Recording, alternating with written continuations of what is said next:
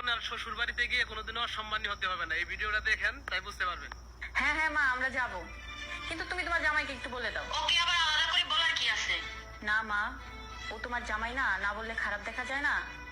এই নাও, মা কথা বলবে। আসসালামু আলাইকুম মা, ভালো আছেন আপনি? হ্যাঁ, তোমরা চলে এসো। রেখে দিল, ব্যস্ত আছে হয়তো।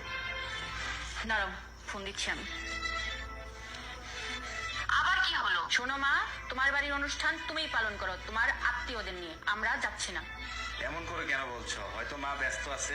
দেখেছিস তো, ও ঠিক বুঝেছে আমি ব্যস্ত আছি। তুই একটু বেশি বেশি করিস। বিয়ে হয়ে গেছে তো, তাই নিজেকে অনেক বড় মনে করছিস।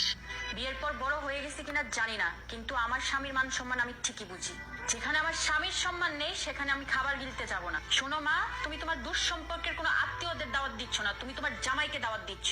তুমি বাসায় এসে দাওয়াত তো দাওই নাই, তুমি ফোনে ভালোভাবে কথাও পর্যন্ত বলো নাই, কেমন আছে না আছে সেটা পর্যন্ত জিজ্ঞাসা করো নাই। যেই দিন তুমি তোমার জামাইকে সম্মান করতে পারবে সেই দিনে আমি তোমার বাসায় যাব, তাছাড়া তোমার বাসায় পাও রাখবো না আমি। তুমি শুধু শুধু মায়ের সাথে কেন রাগারাগি করতে গেলে?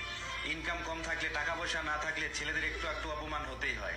তুমি কেমন ইনকাম করো সেইটা ইম্পর্টেন্ট না, ইম্পর্টেন্ট হলো তুমি ওই বাড়ির জামাই।